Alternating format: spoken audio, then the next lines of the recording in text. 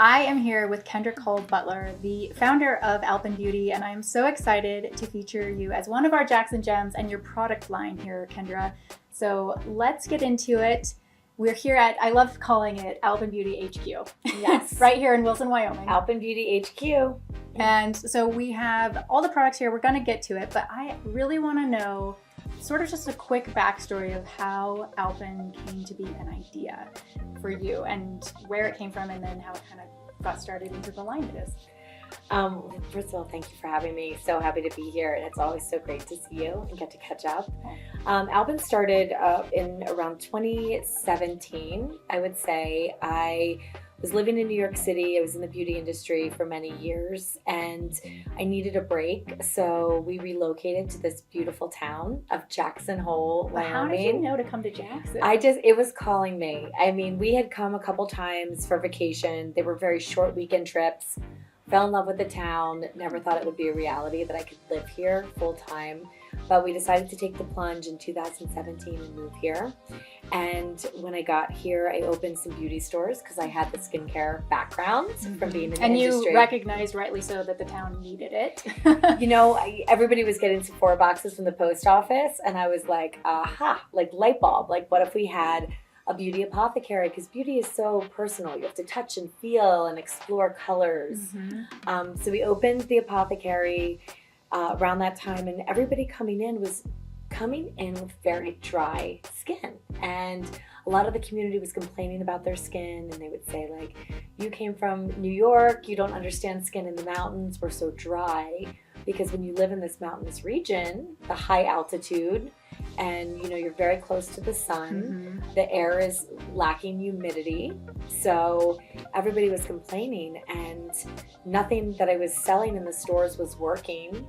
So I had this idea to try to incorporate some of the wild plants that grow native in the same climate into the clinical formulas, and maybe that would be, you know, the unlock for helping people in this area with their skin. Yeah, because I remember you sharing this once, and you were saying that you were on a hike, or maybe you were just in your backyard, and you were looking around and you were thinking, these plants are thriving. They're not only surviving, but like they're thriving here. Like, how is this possible when we're all like shriveling up? Completely.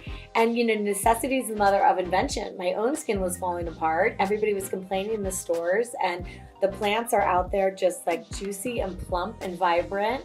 And I thought there might be something there if we could find a way to sustainably harvest them. Do they have some like adaptive juice or benefits or elements that could help not only our skin locally, but maybe people in New York or California as well? Yeah. So then I'm always curious, because having an idea is one thing, but then actually turning it into something is an entirely different thing. Yes. So what was that moment like? I just wonder about what you were thinking and feeling when you decided, I'm going to do this. It's probably a little bit of craziness in the head, because I know I had seen what a startup company was like, because the company I worked for in New York, and seeing that like battle of startup, you know, it's really hard to do. But I believed in it. So like in that moment, I think you're blinded by passion and excitement and belief in a concept that might be new, you know, to the industry, and carving out a new space in a very crowded environment. So that was kind of the moment, the feeling in the moment, I guess, was just like excitement. Yeah. It's almost like you knew you didn't know enough to do it, to actually do it, right? To be like, okay. Exactly. I mean, if I knew then what I knew now, would I've done it again? I don't know. No, I wouldn't. It's really hard. It's a lot. It's a lot. But I believe in this concept. I believe in these plants. I believed in the formula. So we took that leap of faith. I think starting a business, what I tell people all the time is like, you just have to start, right? You just have to start doing things. To take it one day at a time. You know, first you find your business name, and then you find your logo, and then you start to look at packaging designs. Like it doesn't happen immediately, but just starting is the hardest part. You know, believing in yourself that like, I can do this. I'm going to start it. Yeah.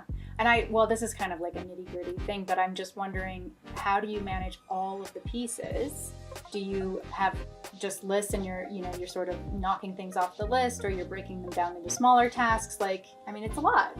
It's a lot. That's exactly how I did it. So I was working in the beauty stores at the time, and we didn't have a lot of customers, which was actually a good thing. So I had like a lot of downtime. Jackson is very seasonal. Yes, you know, it was either like raining and pouring, or there was just like complete like nothing going on. But yeah, so I had a lot of downtime. So in that downtime, I usually was reading a book, and I thought, I'm going to put the book down and I'm just going to start making phone calls. And I had a little list and a tablet and a piece of paper, and I just started checking things off the list one thing at a time. And it just started to grow. And that is what happens. I love that. And I love that you shared those detailed little pieces, because that is what adds up to a brand, a big brand that you've built and many years later. Yes. A lot of people say, oh, I can't do that, or I don't know where to start. And again, you just have to start. Like, that is the biggest step forward, is that step from 0 to 1, and then 1 to 3, and 3 to 10, and 10 to 20. It starts to get a lot easier as you're going along, but you have to just start it. Yep. Well, what was the moment then, I'm curious, when you thought to yourself, okay, this is going to work? That moment was our first sellout show on QVC. When was that? That was in, I would say October of like 2018. Okay. I went on, and I was so nervous. I'd never been on national television before, but I just like bit my tongue, and I was like, look, I believe in this. Like, just speak from the heart. You're not trying to sell anything. Just like speak about your experience, what the plants are doing to skin, what you're seeing on people's faces after they use the products. And we sold out that show in like 5.5 minutes. Oh my gosh. So wow. That was the moment where I was like, okay, this could really be something. Yeah. Just don't give up. God, that must have been such a good moment too, based on all that it took to get there. Yes. And then to know, okay, this is going to work. Yeah. The highs are high and the lows are low, right? So that was a high for sure. But I think the biggest thing about being a brand founder and starting a brand is the mental. It's the mental battle, keeping yourself in this positive mindset, because every day it's either a win or a loss. And, there's a lot of things that can go wrong. Components are delayed, manufacturing problems, tariff issues. I mean, every day there's something. So it's keeping your mindset optimistic, and it's really a mental game, I think, at the end of the day. And how do you manage that? Is there something that you do? I play with my children. I pet my cat. I do a lot of yoga, drink a glass of wine. We all have our tools in our toolkit that we have to utilize and reach for. But just knowing that nothing is always going to be perfect, and anticipating that, and then learning how to handle it and learning how to deal with it. Yeah. Breathing helps a lot. I was working with somebody at one point, and she was just like 3 seconds in and 3 seconds out. It's just being very mindful in your breath. But yeah, it's doable, and anybody can do it. Yeah. Well, I'm glad you highlight that there are highs and lows. I mean, I think everyone just kind of sees the glamorous end product. Completely. Yeah. And it is a beautiful thing that you've built, and you certainly have a very dedicated following locally, and I mean, not even obviously nationwide, but maybe even globally. Yeah. I know I've introduced it to all kinds of people, so. Thank you. Yeah, of course. Well, like you say, we believe in the products. We've seen, them in action.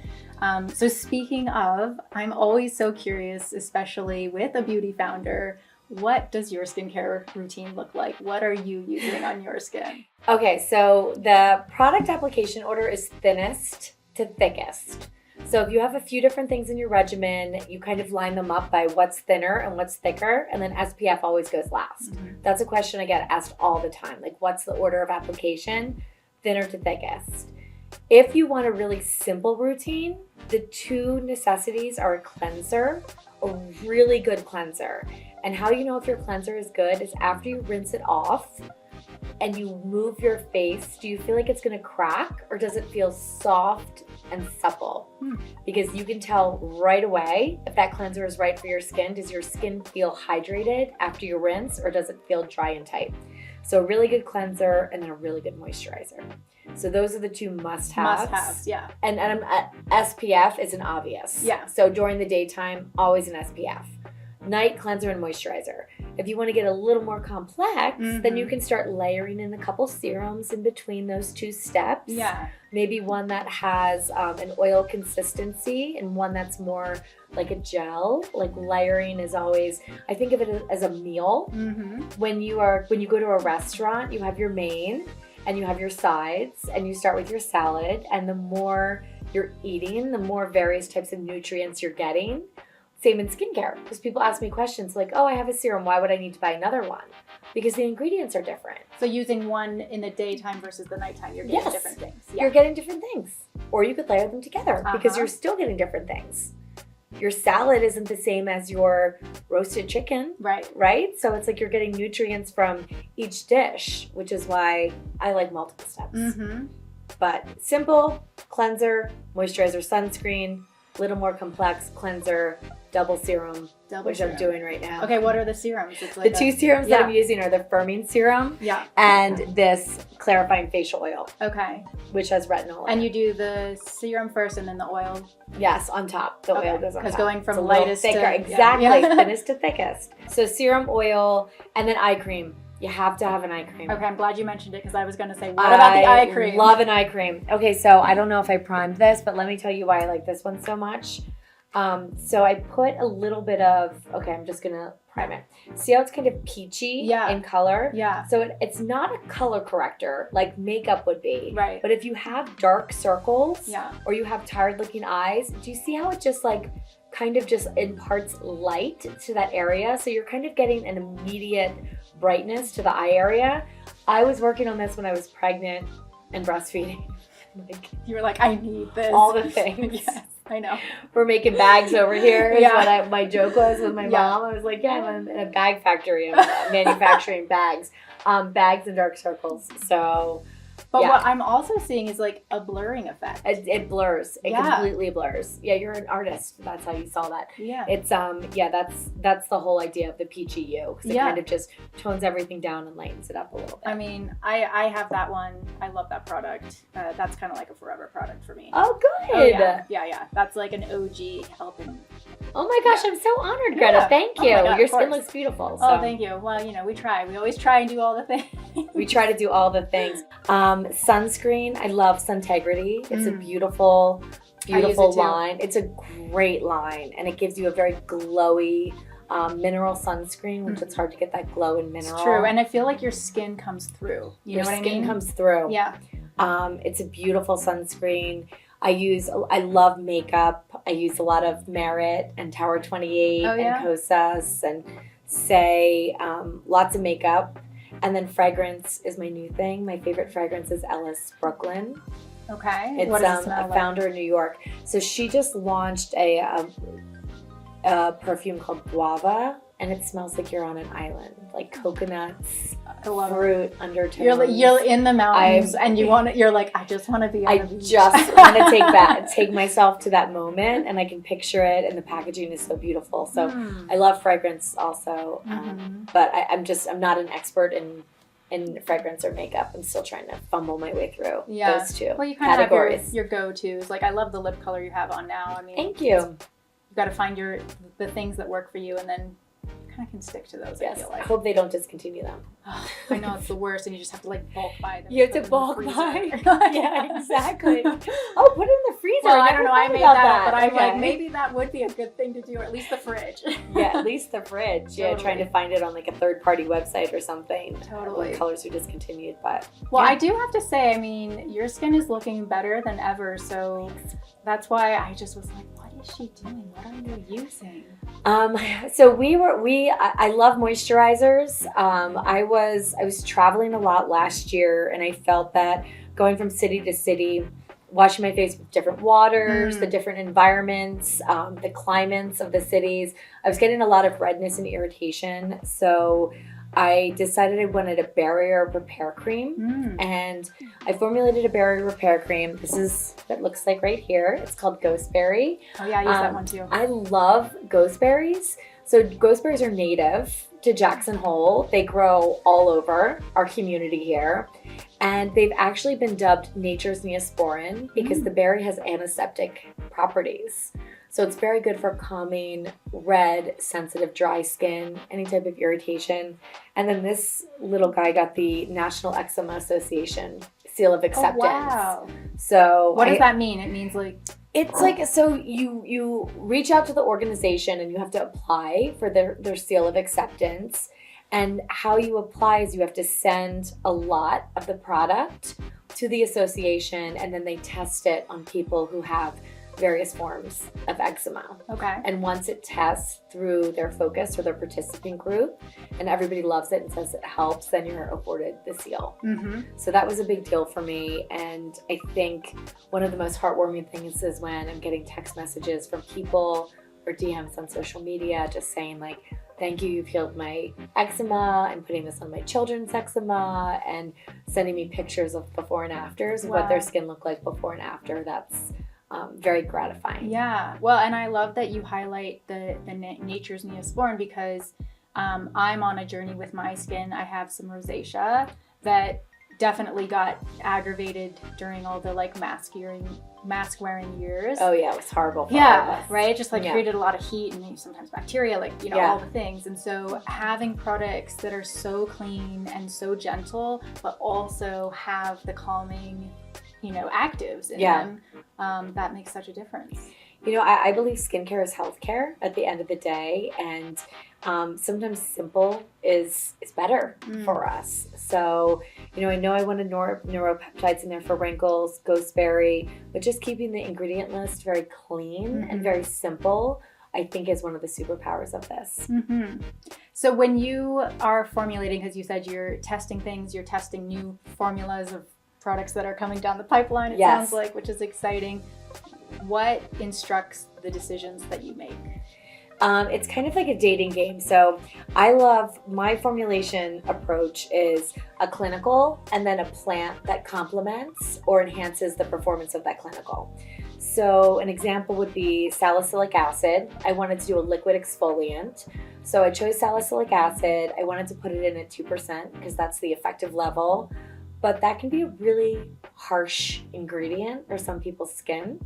So looking at the native plants of Wyoming, I'm like swiping through the book and like in my head. And borage is this beautiful purple flower that grows all over our mountains, and it has anti-inflammatory properties. Amazing. So an anti-inflammatory ingredient with a salicylic acid kind of just takes the sharp edges off the salicylic acid. So you're still getting like that deep exfoliation, the pore cleansing and extracting, but your skin feels soft and hydrated. So I think it's finding the marriage of a clinical that you're putting in for certain benefits that are scientifically proven, and the wild native plant that would enhance that ingredient or soften it so it's appropriate for all skin types. Yeah, well, what I love what you said is, I'm thinking for myself, someone who has really sensitive skin, I could never use a salicylic acid. But like you say, if the edges have been rounded, then suddenly it's like approachable for someone like me to then get that exfoliation that I do want for my skin. You'd be surprised what plants can do.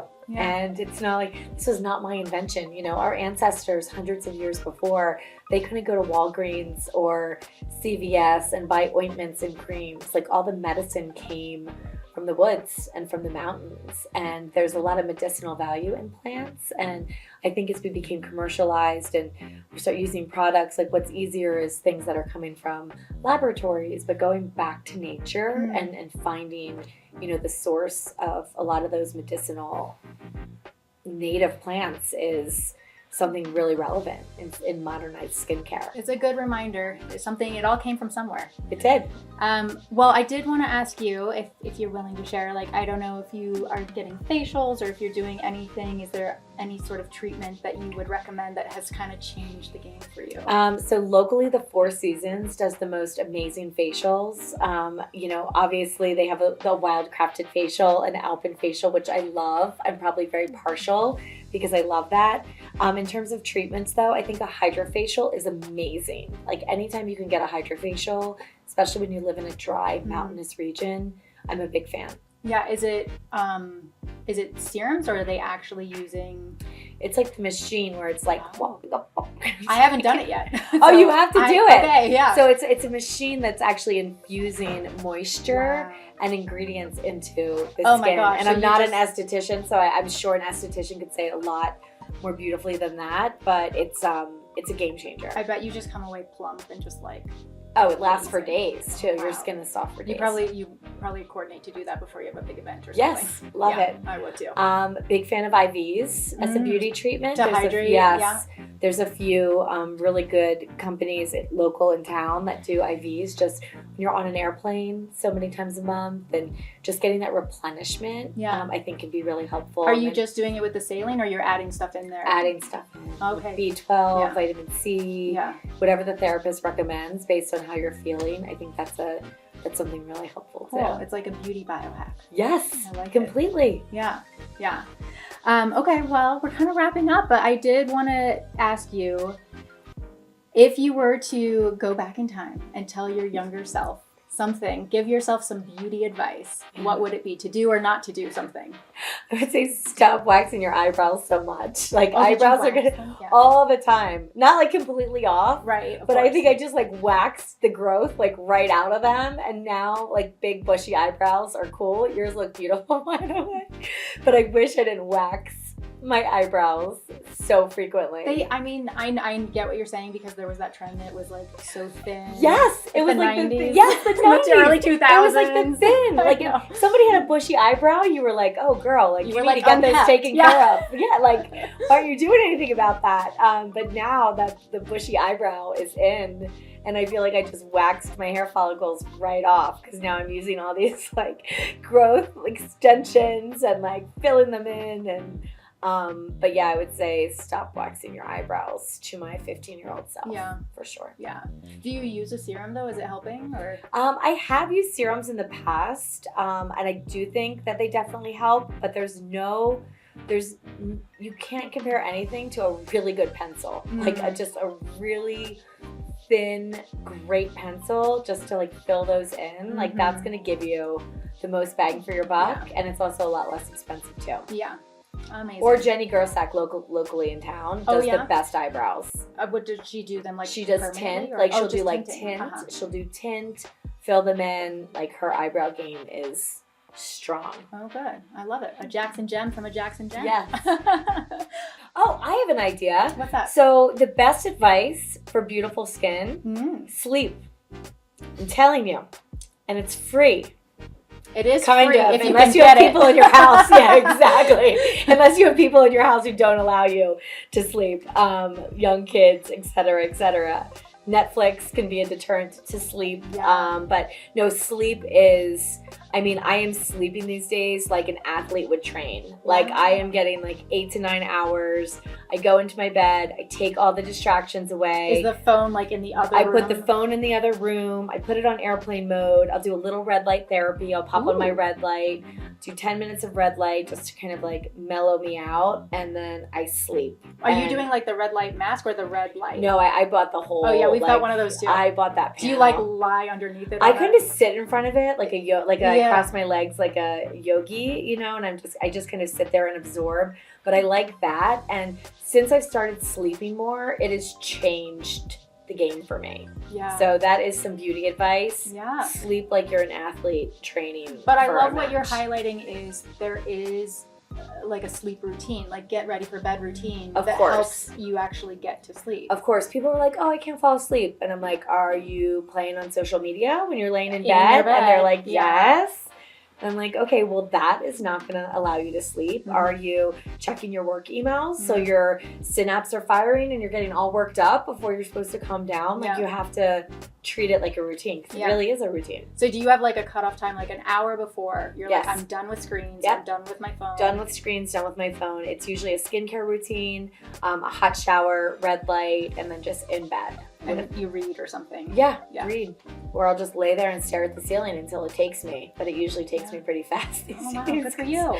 Now my body's used to it. And now if I get less than 8 hours, I can't function. I know. So. I know. I feel like a child. I'm like, I am having a meltdown. Yeah, you're just like not happy. You're grouchy. You're, If I don't get 8 hours of sleep a night, I am so grouchy in the morning. I know, when I I'm the wake same up. way. I know.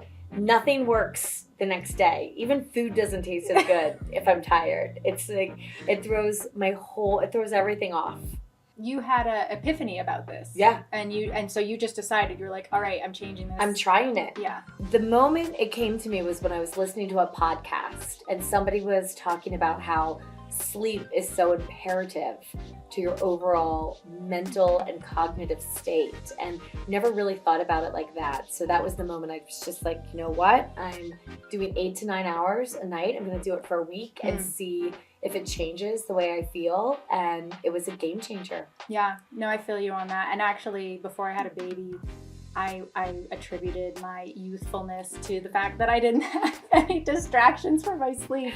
And ever since then, I'm like, I gotta get it back. I gotta get it back on track. You still look great. You have Thank youthfulness, but no, as a new mom, you can't sleep. I mean, there's so much going on, and you're doing the feeding schedules, and like you just get accustomed to functioning on these 2 or 3 hour spurts, and it's not enough. It's not enough. That's a reparative state. That's when our body is repairing everything. Like and beauty rest is a real thing. Like it really is.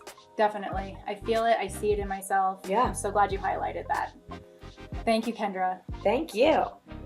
Well, that wraps it up for us today. Thank you so much for joining us. And of course, we'll have everything linked below, including all the fabulous products that we talked about today.